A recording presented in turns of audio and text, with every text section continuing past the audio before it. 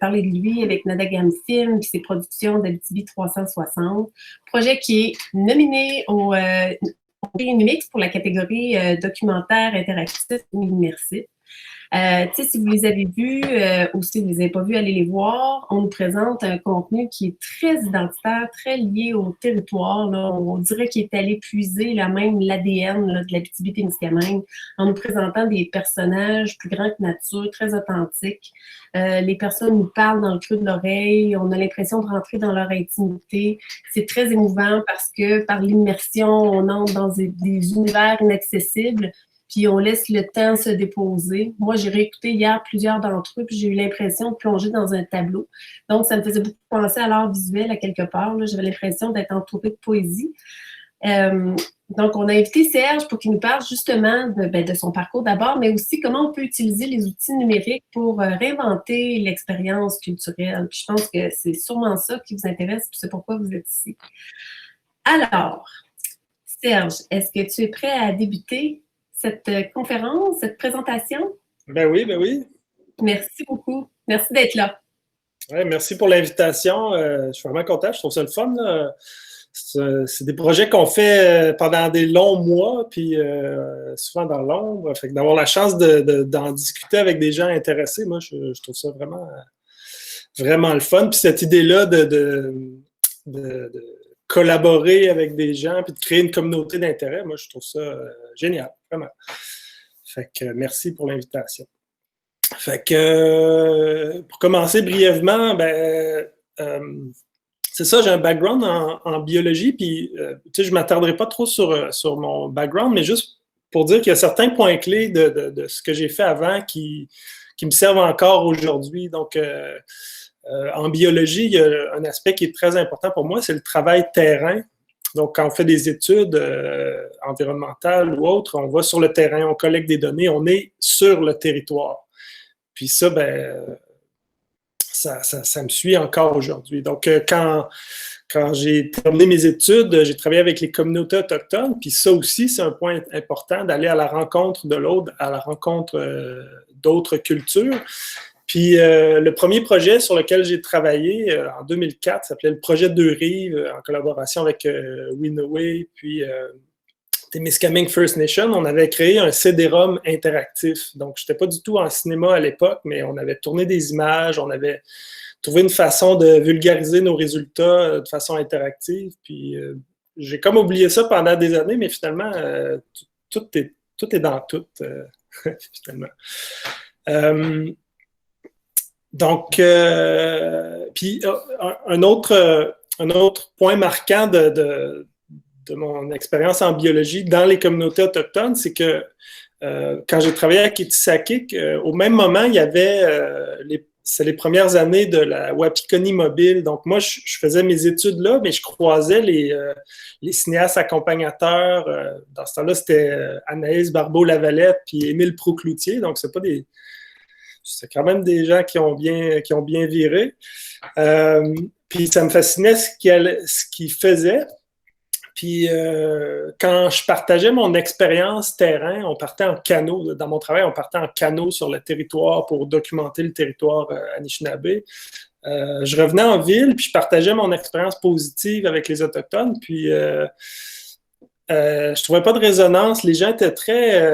même ma propre famille, ils étaient comme encore dans des perceptions erronées ou perceptions négatives des cultures autochtones. Puis j'ai dit, ah ouais, venez donc. Puis je les ai invités à la projection Wapikoni mobile. Puis là, au bout de 5 minutes, ils se sont retrouvés avec un petit bébé Anishinaabe dans les bras, des enfants qui courent partout, des films marquants. Donc,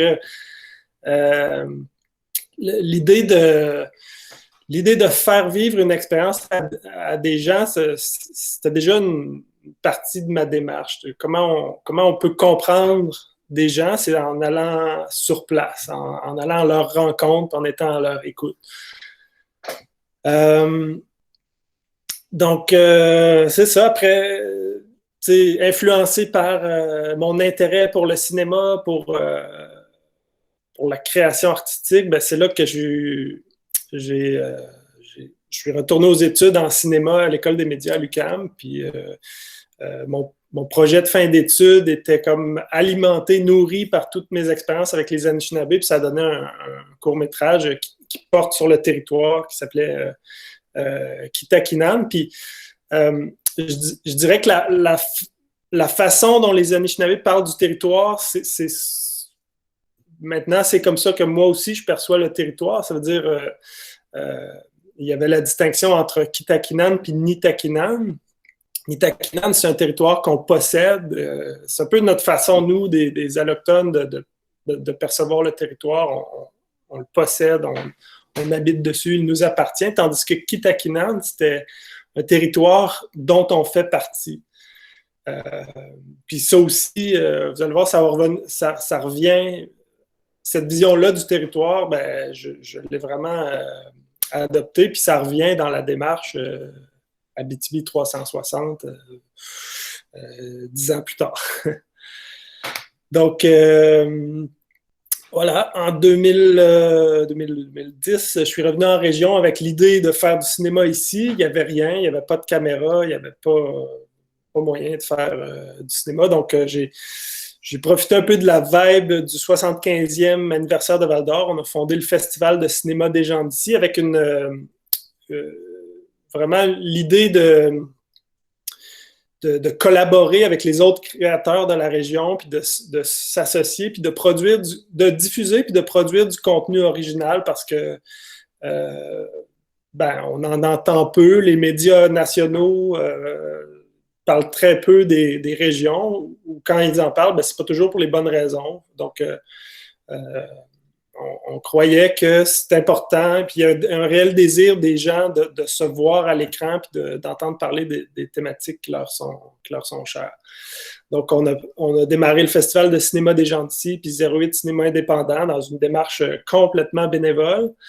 C'est bon pour un temps, mais après un certain temps, ça vaut peut-être la peine de s'organiser un petit peu mieux, puis c'est là que j'ai décidé de mettre mes énergies pour continuer dans la même mission, mais peut-être de le faire de façon un peu plus viable. Donc, c'est là que j'ai démarré Nadagam Film.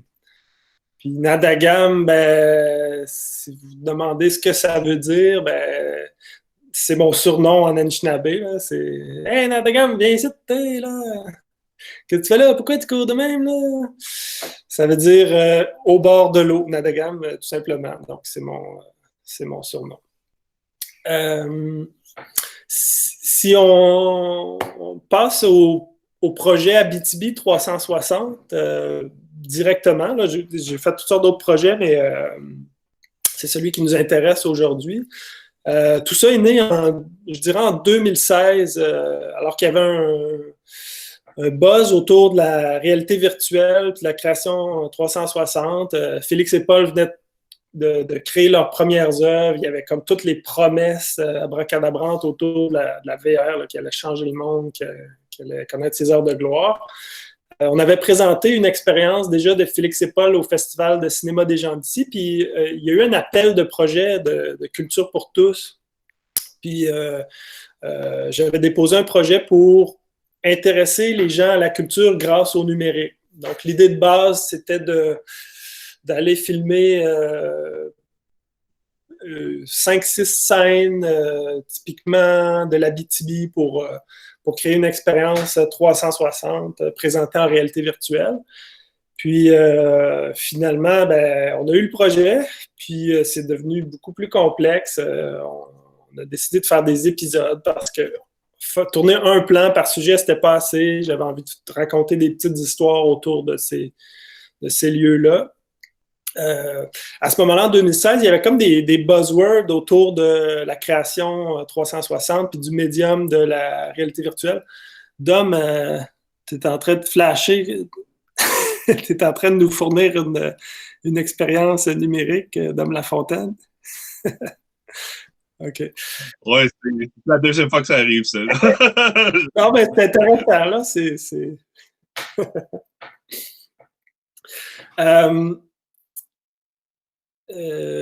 Donc, les buzzwords autour de la création 360, c'était la notion d'empathie, la promesse que la réalité virtuelle nous permet d'être dans les souliers de quelqu'un d'autre et de comprendre ce qu'il vit. c'est Chris Mill qui véhiculait ça beaucoup. Félix et Paul, eux, c'était le sentiment de présence. Donc, en prenant le temps d'être dans un lieu, puis en établissant un contact avec des personnages, ben, on peut réussir à truquer l'expérience ou à tricher nos perceptions pour faire sentir le spectateur présent dans un espace-temps. Ce qu'il avait fait très bien avec l'expérience avec Patrick Watson. Et par rapport à ma propre approche, ce que j'avais envie d'ajouter à cette gamme-là de promesses de la réalité virtuelle, c'est d'explorer la question de sentiment d'appartenance. Parce que si on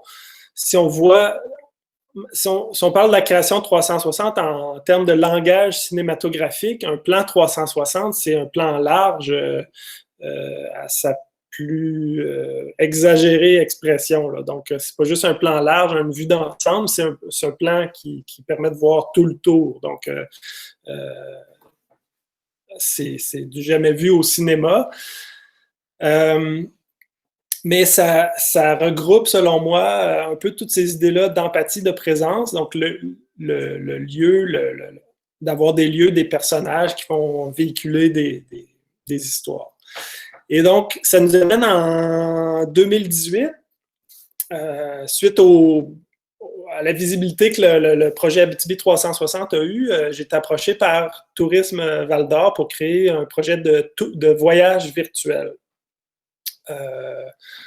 Donc, les prémices de ça, c'est que Tourisme Val-d'Or souhaitait créer une expérience touristique, mais en tenant compte que les gens ne veulent pas être considérés comme des touristes. Ils ne veulent pas faire du tourisme, ils ne veulent pas voir des attractions touristiques, ils veulent rencontrer des gens, ils veulent vivre des expériences. Donc, et en même temps, tu sais, Nancy Serpin, puis à ce moment-là, c'était Christelle Aubé-Cloutier, ben, il était au fait de cette tendance-là de marketing de contenu qui vise un petit peu à promouvoir sans promouvoir. Donc, d'essayer d'avoir une authenticité dans les outils promotionnels. Puis, moi, j'ai trouvé ça super intéressant qu'ils aient une connaissance des tendances, puis une grande ouverture aussi, parce que ça ouvrait la porte à essayer des choses. Puis, tu sais, moi, j'ai vu ça, puis je me suis dit, ben, qu'est-ce que vous penseriez de peut-être faire évoluer ça vers des expériences documentaires? OK.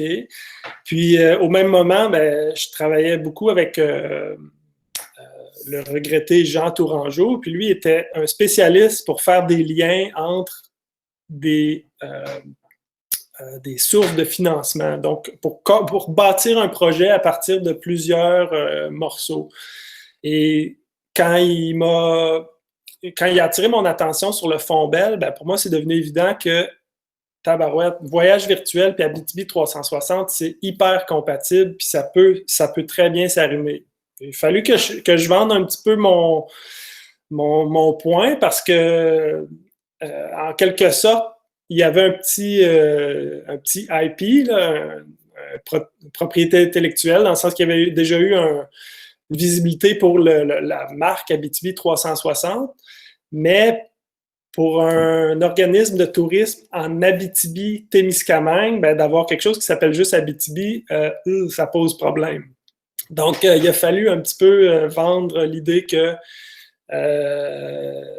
c'est pas parce que que c'est gagnant d'une part de surfer sur un peu la vague Abitibi 360, parce que comme on a déjà fait des épisodes, on peut déjà assurer qu'on a l'expertise pour le faire, qu'on a trouvé une formule qui est intéressante. Donc, il y a quelque chose de gagnant à utiliser cette marque de commerce-là. Puis, il y a peut-être moyen d'intégrer dans le branding Témis aussi, le Témiscamingue. Donc, puis c'est pas parce que je viens de l'Abitibi que le Témiscamingue ne m'intéresse pas, au contraire. Donc, ça a fait son chemin, puis finalement, ben, encore une fois, tout a comme pris forme, puis est devenu très concret. On a fait un dépôt au Fonds Bell, puis ça a été vraiment très bien reçu, puis ça a été accepté. Donc, mais n'importe quel projet un projet promotionnel n'aurait pas pu être accepté au Fond-Bell. Il fallait qu'il y ait cette composante-là numérique et que ce soit un documentaire, et que ce soit documentaire. Dans le fond, c'est le programme de série numérique de format court.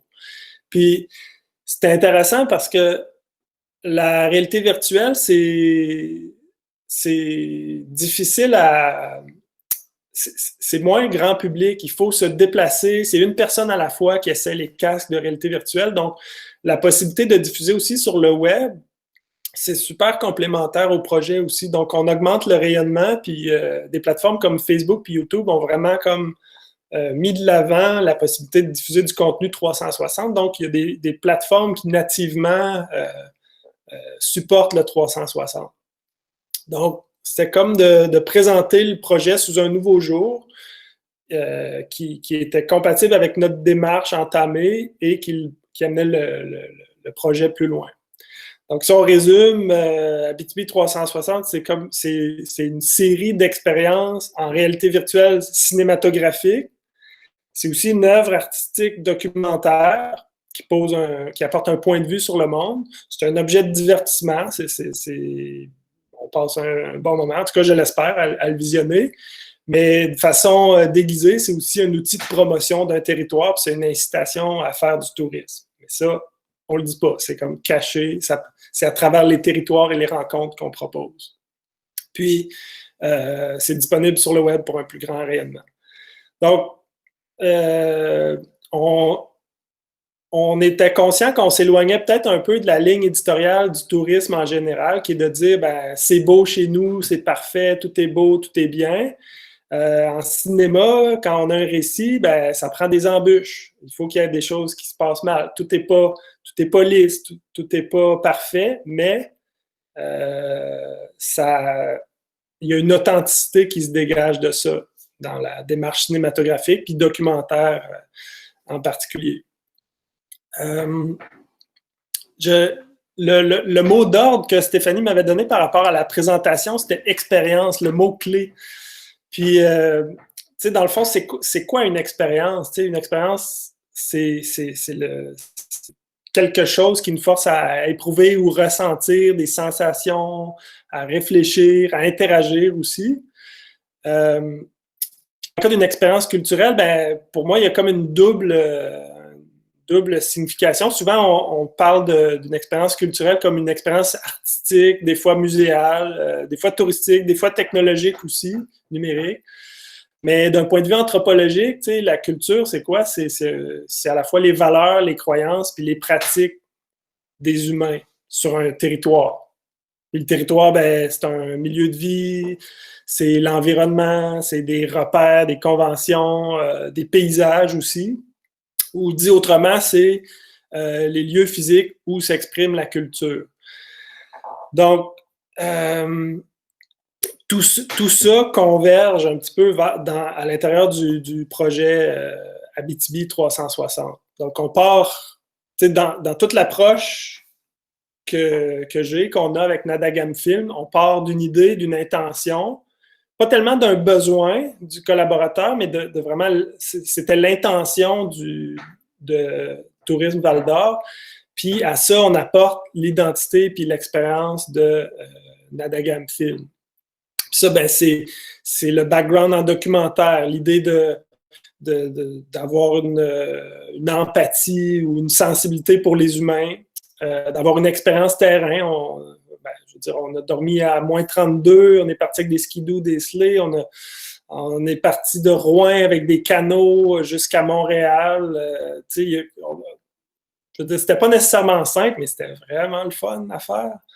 C'était vraiment une belle expérience. Puis ça fait partie de l'ADN d'aller sur le terrain. Puis, moi, je prends vraiment mon pied. Là. Je retrouve ce que je vivais en tant que biologiste, mais partir en tournage sur le territoire, c'est un peu la même sensation. Au lieu de récolter des données, on récolte du vécu, on récolte des paysages, la beauté du territoire. Puis souvent, d'un point de vue touristique, c'est doublement intéressant parce que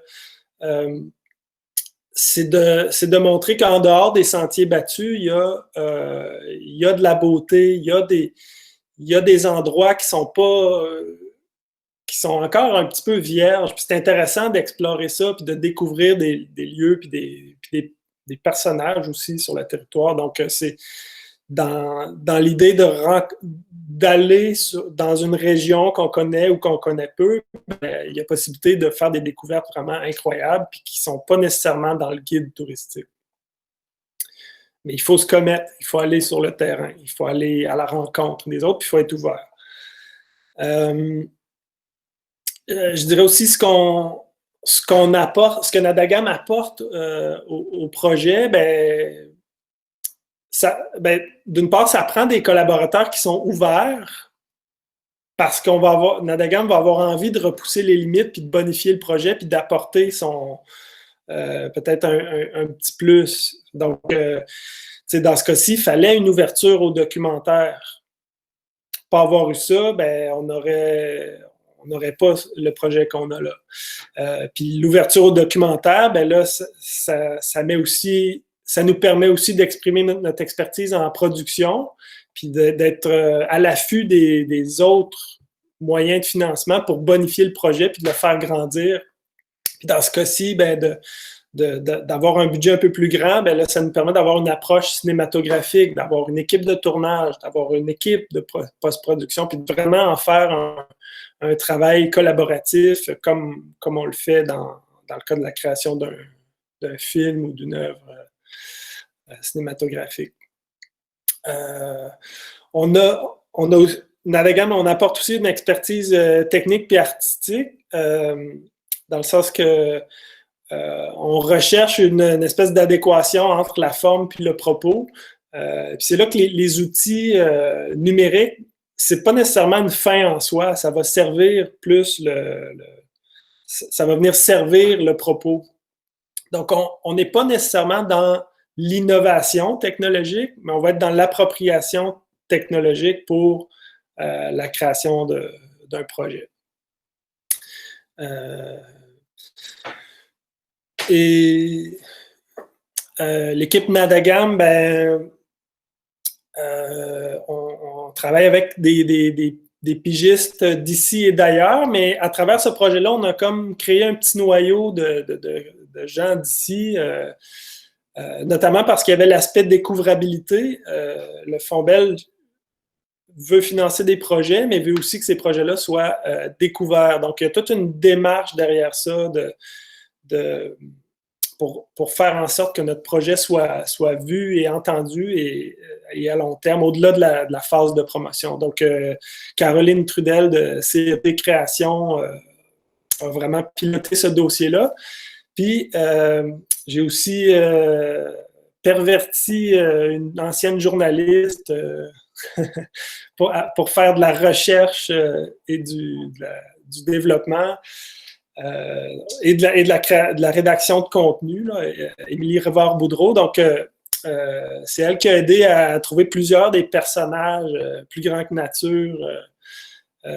Puis en fait, son travail est important au début du projet, mais il l'est aussi à ce stade-ci parce que dans notre approche à la découvrabilité, on crée comme beaucoup de contenu parallèle. Donc, oui, il y a des publications photos, il y a un making-of, mais il y a aussi tout un volet qui va paraître dans les prochaines semaines, les prochains mois, qui était l'idée d'en faire aussi un podcast, d'en faire des articles de blog, mais de faire aussi, si on travaille là-dessus, c'est un peu un scoop, là, mais c'est un site mobile first dans lequel on va créer des stories en scrollytelling pour présenter du contenu complémentaire qu'on n'a pas pu dire dans les épisodes VR.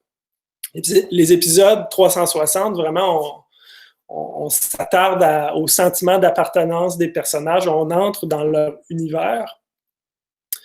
Et là, on va comme approfondir certaines notions. Qu'est-ce que ça implique de survivre au froid, par exemple? C'est quoi les étapes pour monter un campement? Comment est fabriqué le costume? J'ai failli dire costume, mais c'est le régalia de Jerry Hunter. Ce genre de questions-là. Donc, avec des photos, du contenu vraiment visuel, on va raconter des histoires en parallèle au projet. Donc, c'est ça. En fait, là, il me resterait peut-être à parler un peu de la création techniquement, comment ça s'est fait. Mais si vous avez des questions jusque-là, moi, je serais bien ouvert à y répondre.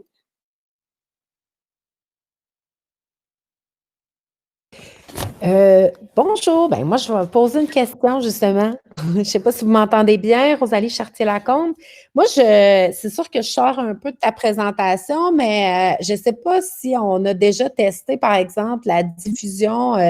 On pourrait-tu le faire en temps réel, c'est-à-dire avoir une caméra 360 où les gens mettent leur casque et on diffuserait, par exemple, un show live, puis les gens pourraient être conviés à la limite à quasiment à être sur scène avec le performeur, mais tout ça en temps réel. Oui, ça existe. Ça existe. C'est sûr qu'il y a des limitations technologiques, là, la bande passante, tout ça, mais les Jeux olympiques de Rio avaient des caméras 360. Pas toujours bien placées, par contre, là, puis pas toujours de bonne résolution, mais il y avait cette intention-là de dire, bon, on apporte le spectateur live sur place. Puis Apple vient d'acquérir une entreprise qui se spécialisait justement dans ça. Donc, on peut penser que la diffusion en temps réel d'expériences 360 sportives ou de spectacles va prendre de plus en plus d'ampleur, mais oui, c'est tout à fait possible, mais c'est ça, il y a la barrière le nombre de casques ou les casques qui sont en circulation. C'est pas nécessairement très fréquent d'avoir des casques de réalité virtuelle. C'est pas encore au même stade que les téléphones intelligents. Est-ce que ça viendra? Peut-être, on verra. Mais c'est possible techniquement. Puis est-ce que les casques là, qui sont comme en carton dans lequel tu mets ton téléphone, comment tu trouves ça, toi, ces casques-là? Est-ce que tu trouves que quand on regarde avec ça, c'est acceptable ou finalement c'est pas assez ajusté pour. C'est vraiment un très bel outil si on vit en 2016. OK, mais là, on est en 2020. Donc, je dirais que c'était une belle intention de démocratiser la réalité virtuelle, mais c'est un peu un gadget, honnêtement, là. C'est un peu... parce que c'est pas confortable, c'est pas très plaisant à porter. Oui, ça permet de convertir rapidement n'importe quel téléphone en appareil de réalité virtuelle, mais c'est pas un très bel appareil, puis c'est pas une très bonne expérience. Mais au moment où c'est sorti, c'était quand même génial parce que c'est le New York Times, je crois, qui en avait donné 1 million à peu près de Google Cardboard pour présenter leur expérience. À ce moment-là, c'était un peu l'essor du journalisme 360. Donc, l'intention était bonne, mais on est encore au stade où toutes les 2 mois, on annonce la mort de la réalité virtuelle ou sa renaissance. Donc, c'est encore une technologie de niche. Est-ce qu'il va y avoir un essor à ça? Peut-être plus, ce sera peut-être plus la réalité mixte, la réalité augmentée qui aura un grand essor, mais il reste que c'est possible, mais l'adoption massive n'est pas nécessairement là. Serge, je prendrai la parole. Je ne sais pas si tu avais terminé, Rosalie. Oui. Je ne sais pas si tu avais terminé ta présentation. Là, j'ai une question dans le chat. Voulais-tu continuer ou prendre une autre question? En fait, tout ce qui me resterait à parler, c'est peut-être, si ça intéresse des gens, c'est par rapport aux aspects plus techniques de la création 360 et de la post-production. Je peux en parler s'il y en a que ça intéresse. Je pense que oui. Je pense que tu devrais. J'ai repris la question, Maud Labrec-Denis. Fait que je te laisse aller, Serge, puis je reprendrai les questions tout de suite après. Ouais, je peux peut-être y aller en répondant à la question, là. Est-ce que ça se pourrait que les grandes plateformes permettent bientôt le streaming 360 ou le font-elles déjà? Oui, ça existe. Ça existe. Le problème, c'est que c'est pas nécessairement en très haute résolution. Donc, l'expérience, on peut dire qu'elle est sous-optimale, mais ça existe. Ouais. Puis, puisque dans le fond, tu sais, je veux dire, même quand vous regardez YouTube, c'est souvent, surtout pendant le temps de la pandémie, là, YouTube limitait mettait par défaut une résolution de 360p. C'est vraiment minime. C'est peut-être correct pour un projet 2D, sauf que quand on parle d'un vidéo 360, ben, dans le fond, le format rectangulaire est traduit en format sphérique. Donc, on regarde à l'intérieur de notre cadre, on regarde juste une petite portion de toute l'image. Donc, si le fichier est en 4K, ben, on regarde une petite portion de 4K. Donc, on regarde peut-être du 720p pour ceux qui connaissent ça. Donc, pour avoir une expérience optimale, ben, on veut peut-être avoir du 8K, puis là, à ce moment-là, notre fenêtre, notre champ de vision va afficher du plein HD. Donc, tu sais, c'est vraiment, je pense pas qu'il n'y a pas grand monde qui regarde YouTube en format 8K de façon quotidienne. Donc, c'est pas, c'est assez, pour moi, c'est quand même une barrière là, à l'utilisation. Super. Si tu veux poursuivre avec l'aspect technique, on se garderait après peut-être un 15 minutes pour les questions? Oui. Super. Ben, la première saison d'Abitibi 360, on faisait nos premières armes, puis on avait consulté toutes sortes de personnes pour voir qu'est-ce qu'on était mieux de faire comme choix technologique.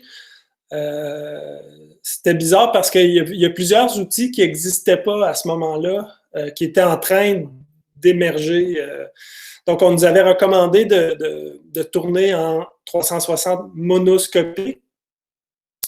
Pour faire la petite distinction, monoscopique, il n'y a pas d'effet de profondeur, tandis que stéréoscopique, c'est une vieille approche à la photographie qui prend une photo. L'idée, c'est de prendre une photo légèrement différente pour l'œil gauche que pour l'œil droit. Donc, notre cerveau interprète cette disparité-là en information 360, tridimensionnelle plutôt.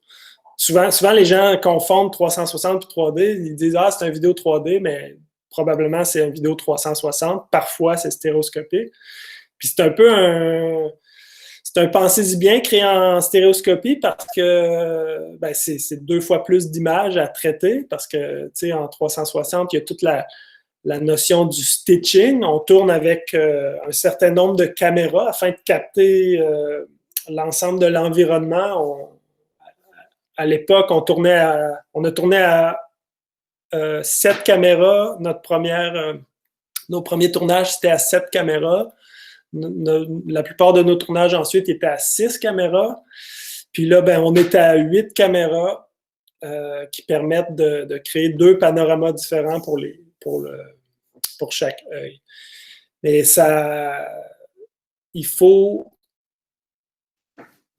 bien y penser parce que si c'est mal fait, ça crée un inconfort quand on visionne en réalité virtuelle. Un effet stéréoscopique mal fait, on a un genre de malaise, puis on ne sait pas trop pourquoi. Mais donc, c'est un pensez-y bien. Puis, toute la question de la captation sonore ambisonique, d'avoir des micros pour capter la sphère sonore aussi. Donc, quand on écoute ça, puis tu sais, ceux qui ne l'ont pas vu, je conseille de visionner avec des écouteurs. Là, même si vous utilisez votre téléphone mobile, ben, le son va être cohérent dans l'espace. Donc, si vous entendez quelque chose à cet endroit-là, si vous tournez la tête, vous regardez, ben, le mix sonore en temps réel dans vos écouteurs, vos écouteurs ne bougent pas, ben, il va se faire en temps réel pour rendre le son de façon ambitionnée. L'idée d'avoir une approche cinématographique, ben, c'est de penser comme on peut pas changer de valeur de plan, on peut pas on fait pas un montage de la même façon qu'au cinéma. Là. On fait pas de gros plans sur un élément pour attirer l'attention. Donc, la composition de l'image va jouer beaucoup. Où est-ce qu'on demande à nos sujets d'être par rapport à la caméra? Puis en quelque sorte, le spectateur, c'est lui qui fait le montage en temps réel à l'intérieur d'une scène. Donc, c'est son choix de regarder devant, derrière, à côté. Puis, dans les premiers temps de la création 360, il y avait comme cette idée-là de maximiser le gadget puis de dire, ben, on va faire apparaître des choses en arrière, à gauche, à droite, mais dans la vraie vie, on ne passe pas notre temps à regarder ce qu'il y a derrière nous. Si on veut regarder derrière, on va le voir, ce qu'il y a. Puis si ça nous intéresse, tant mieux. C'est là. C'est ça l'avantage. C'est ça le petit plus peut-être de la création 360, mais la majorité du temps, on va concentrer l'action dans les peut-être 120 degrés de notre champ de vision en avant. Puis on peut regarder un petit peu à côté, mais la grosse majorité de l'action se passe devant. Nos premiers tournages, on avait tendance aussi à monter la caméra dans les airs, puis on a souvent eu le commentaire que ça donnait le vertige. Donc, ce qui est important, c'est d'avoir la caméra à hauteur d'homme, homme ou femme. D'avoir une hauteur moyenne qui va être confortable pour la majorité des gens. Moi, je ne suis pas un géant, mais souvent, je vois les choses en plongée parce que je fais 6 pieds, mais là, la caméra, je trouvais ça bizarre de la mettre peut-être à 5 pieds et demi, là, mais en VR, c'est confortable comme hauteur. Puis, l'idée que ce ne soit pas trop haut, ben, c'est plus stable aussi, là, tout simplement. Donc, tout ça, dans le fond, cette approche-là cinématographique, ben, ça requiert un travail d'équipe, autant au développement qu'au tournage qu'à la post-production, puis la nouvelle étape aussi qui est la découvrabilité. Puis la post-production, ben, ça alourdit vraiment le travail par rapport à un tournage standard. C'est beaucoup d'étapes qui s'ajoutent juste pour pas que ça paraisse, juste pour que tout ait l'air normal. Donc, d'assembler les images 360 sans que les lignes de fusion ou les lignes de stitch qu'on appelle entre les caméras, sans qu'ils soient visibles. Puis des fois, s'il y a des gens qui passent trop proche de la caméra, qui passent d'une caméra à l'autre, bien, on va voir une déformation dans l'image. C'est sûr que les outils se sont beaucoup raffinés au cours des 4-5 dernières années, donc déjà ça aide. Mais ça demande beaucoup d'attention. Puis des fois, il y a des choix qu'on fait au montage. On dit, ça va être cool, il y a du monde qui vont passer ici, il va y avoir du monde autour de nous. Bien non, en canot, on va passer sous la porte de l'écluse. Tu sais, il y a toutes des belles idées qu'on trouve intéressantes au montage, qu'on doit reviser par la suite parce que ça crée trop de problèmes de stitch. Donc, c'est arrivé qu'on a dû revoir certains plans, puis quand le montage sonore est terminé, bouger le picture lock, c'est vraiment un casse-tête. C'est comme revenir en arrière, mais des fois, on n'a pas le choix de faire ça. Parce que pour des raisons techniques, c'est trop complexe. Donc, tout ça a fait en sorte que ça représente peut-être un mois et demi, un mois et demi, des fois 2 mois de travail par épisode. Donc, c'est vraiment un travail de longue haleine. C'est vraiment intéressant, Serge. Je vais peut-être t'arrêter pour faire le tour pour voir s'il y a des questions parmi les participants. Je vois le temps qui avance. En même temps, je n'ai pas vu beaucoup de questions écrites dans le chat, mais je stimulerai les foules pour voir si c'est le temps de poser vos questions. Moi, c'est sûr que, tu sais, j'accompagne des organismes culturels. Je me dis, tu sais, s'il y a une plus-value avec l'immersion, j'imagine que ceux qui sont là, ils doivent se demander comment partir avec ça. Tu sais, est-ce que c'est possible pour eux? Est-ce qu'il y a des collaborations possibles? Tu sais, d'avoir des questions sur les coûts, la faisabilité, les collaborations, puis... par exemple, visiter un musée de manière virtuelle. J'ai fait une visite au musée minéralogique de Thetford Mine. C'est très intéressant, mais tu sais, qu'est-ce que ça représente en investissement, en temps? Ben, je dirais, c'est de voir ce que les différents fonds offrent. Tu sais, musée virtuel, souvent, c'était des fonds de Patrimoine Canada qui ont financé ça. Puis finalement, parfois, c'est un site web, parfois, c'est virtuel. Ça peut prendre plusieurs plusieurs formes, là. Dans le cas du programme de série numérique de format court du Fonds Bell, ben, selon les principes directeurs, le Fonds Bell peut offrir un maximum de 75% des coûts jusqu'à concurrence de 150 000 $. Donc, nous, on avait demandé un peu moins que ça, ce qui fait que il a fallu mettre beaucoup d'amour pour arriver à nos fins. Donc, c'est peut-être de voir, je dirais, c'est peut-être de tenir en compte que c'est plus complexe que de la création vidéo normale. Donc, faut peut-être voir par rapport à la durée d'un projet, quelle sera la durée de l'expérience. Peut-être que pour le même prix, on aurait un 10 minutes de vidéo. Alors là, il faudrait peut-être viser un 2 minutes, un 3 minutes. Il faut voir...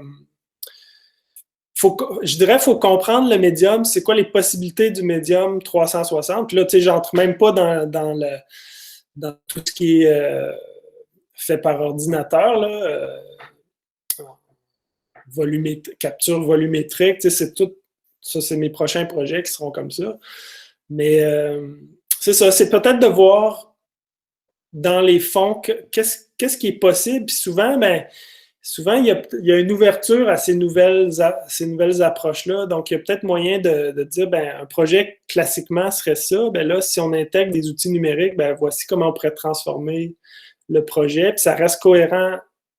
L'idée, c'est de voir comment votre projet peut être cohérent avec les fonds auxquels vous avez accès, tout en vous permettant d'innover avec des nouveaux outils. Donc, ouais.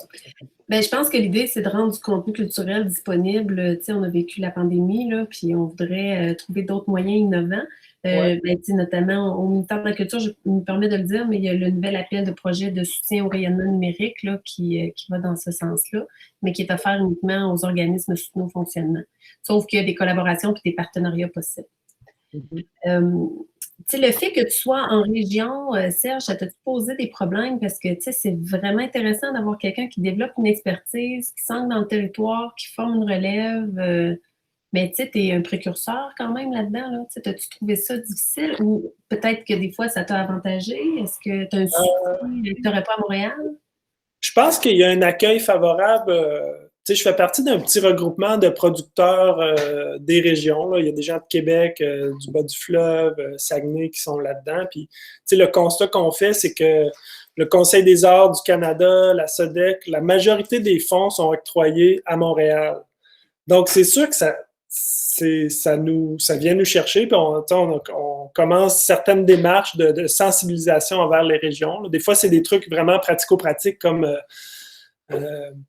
j'ai participé à un atelier de la SODEC, puis les gens de la France avaient comme l'hôtel fourni. Moi, je viens de l'Abitibi, j'ai autant...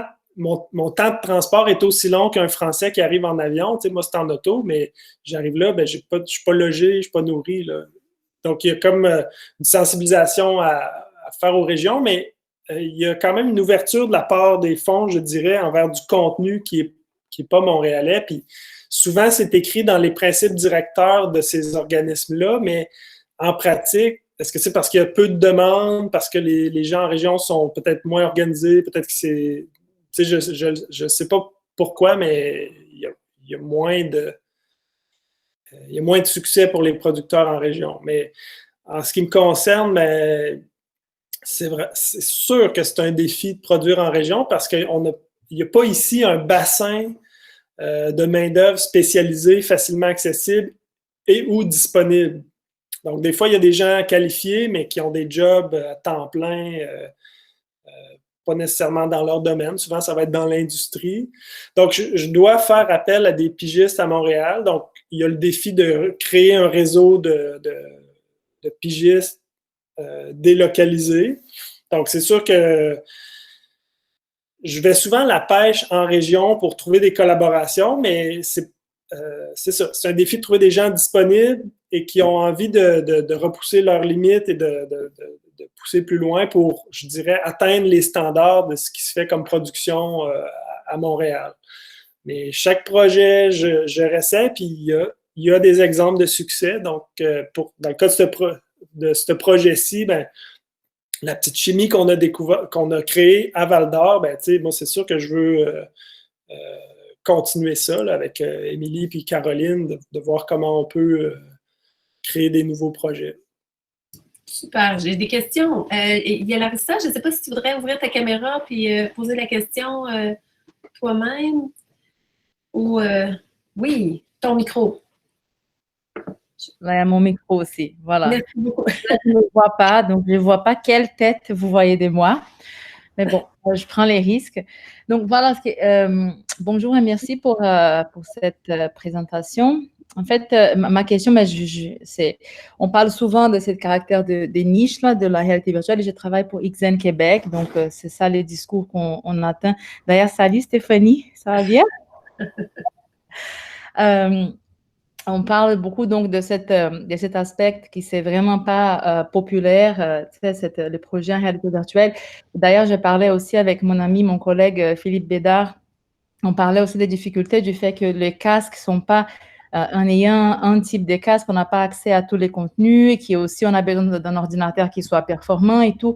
Mais j'aimerais en fait savoir comment les créateurs voient, est-ce qu'ils ont des plans pour qu'on puisse en fait populariser l'accès aux créations en réalité virtuelle, où on attend davantage que ça se produise tout seul avec la technologie, et aussi surtout maintenant du fait qu'on parle beaucoup de comment la 5G maintenant peut bénéficier tous les projets en réalité virtuelle et réalité augmentée. En fait, j'aimerais savoir s'il y a déjà un plan en amont, avant que la 5G arrive en toute force, malgré toutes les critiques pour la question de santé et tout, mais est-ce qu'on a déjà un plan pour rejoindre plus de publics si ça, c'est vraiment vu comme étant l'avenir, en fait, de la création audiovisuelle? Ben, moi, je pense qu'une partie de la réponse, c'est dans l'idée de création de contenu original et qui s'adresse à la population d'ici. Tu sais, moi, je veux dire, j'ai beaucoup d'admiration devant le travail de Félix et Paul, mais eux, dans leur modèle d'affaires, ils se sont clairement pas adressés au public québécois. Tu sais, c'est du contenu souvent qui s'adresse aux Américains, tu sais, LeBron James, des personnalités américaines fortes. Puis, je pense que c'est en partie ce qui explique leur succès qui dépasse les frontières. Mais en même temps, si on veut intéresser les gens d'ici, je pense que ça prend du contenu. Tu sais, puis moi, c'est peut-être le cas au début, ben, c'était même pas le début, mais il y a 5 ans, il y avait peut-être une approche DIY, c'est-à-dire qu'on crée du contenu, mais on crée aussi les technologies. Donc, il y a plusieurs compagnies qui ont développé des systèmes de caméras. Moi, je pense pas que c'est une avenue viable de créer la technologie. Là. Il y a déjà Facebook qui investit énormément d'argent dans la plateforme Oculus, HTC qui fait ça aussi. Moi, je pourrais jamais compétitionner sur ce front-là. Par contre, dans la création de contenu, ben, je pense que je peux apporter un point de vue différent, puis je pense qu'on peut apporter du contenu aussi qui est différent de ce qui se fait à Montréal, puis l'idée de produire en Abitibi, c'est pas d'être chauvin, c'est de voir comment les thématiques d'ici peuvent avoir une résonance internationale. Les changements climatiques, une portée universelle, dans le fond. Mon défi, c'est d'apporter une portée universelle à mes sujets qui sont ancrés dans le territoire d'ici. Merci, Serge. Je vais prendre une dernière question. Je vais laisser les gens aller dîner. Il y a Mélanie Leblanc de l'administration régionale B. James. Je ne sais pas si tu veux prendre le micro. Mélanie, allumer ton micro et poser ta question. Oui, bien, bonjour tout le monde. Moi, je me demandais combien de temps ça peut prendre pour réaliser une vidéo en 360 d'une durée de 2 minutes, puis combien est-ce que ça peut coûter environ? Je sais que c'est une question difficile là, parce que ça dépend toujours du contexte, ça dépend, mais tu sais, juste pour avoir une idée de grandeur, parce que nous, à la B. James, on a plein de projets, puis on a plein d'idées de grandeur, puis on veut voir si c'est réaliste avec nos budgets. Mm-hmm. Ben, tu sais, quelqu'un pourrait décider de prendre une petite caméra 360 puis aller une caméra à 2 objectifs comme une GoPro, puis aller tourner des trucs simplement dans la simplicité. Je dirais qu'il y a peut-être un minimum d'équipement. Souvent, l'équipement qui est le plus vite escamoté, c'est le son, et pourtant, c'est peut-être ce qui va sauver un tournage avec une caméra plus simple. Ça s'appelle. Je veux dire, c'est une question qui peut avoir plusieurs réponses, là. Il y a des projets publicitaires nationaux qui sont dans l'ordre des 6 chiffres. Il y a des projets il y a toutes les gammes possibles. Je dirais que moi, personnellement, mon approche par rapport à ça, c'est sûr que si je propose d'avoir une approche documentaire, ben, ça nécessite un temps de recherche, un temps de rencontre avec des personnages, après ça, un temps de tournage. Puis, une journée ou 2 de tournage se traduit facilement en 2 semaines, des fois 3 semaines de post-production. Puis plus, si on choisit... En fait, un des éléments qui va peut-être faire pencher la balance, c'est si on décide de tourner en stéréoscopie pour avoir l'expérience virtuelle optimale, ou tourner en monoscopique, qui est plus simple, moins cher forcément, parce que ça nécessite moins de temps de post-production. Donc, il y a plusieurs facteurs qui entrent en ligne de compte. Puis si on a, dans ma propre approche à la production en documentaire, ben, je me fie souvent au barème de l'industrie du cinéma documentaire. Ben, alors là, on voit avec les barèmes de l'Actis, les barèmes de l'UDA peut-être. Donc, tous les corps de métier ont des taux précis par jour. Il y a toutes les chartes qui sont disponibles pour avoir un preneur de son, avoir un caméraman, avoir un réalisateur. Donc, c'est ça. Donc oui. Ouais. Ben, dans le fond, il est déjà midi, fait que je vais devoir clore cette première rencontre. Je voulais tout d'abord te remercier grandement, Serge, d'avoir brisé la glace. Puis c'était très inspirant, ce partage-là. Je pense que tout le monde peut être d'accord avec moi. Et puis, merci à tous les participants, participantes. J'espère vous retrouver. Suivez-nous sur la page Facebook pour savoir quel sera le prochain sujet. On essaie d'en faire un par mois. Puis, je remercie mon équipe aussi, Camille Barboteau du Petit Théâtre pour les communications, promotion, et Stéphanie Brousseau pour la réalisation et tout le côté technique. Alors, désolée d'avoir terminé quelques minutes en retard, et un grand merci à tous et à toutes.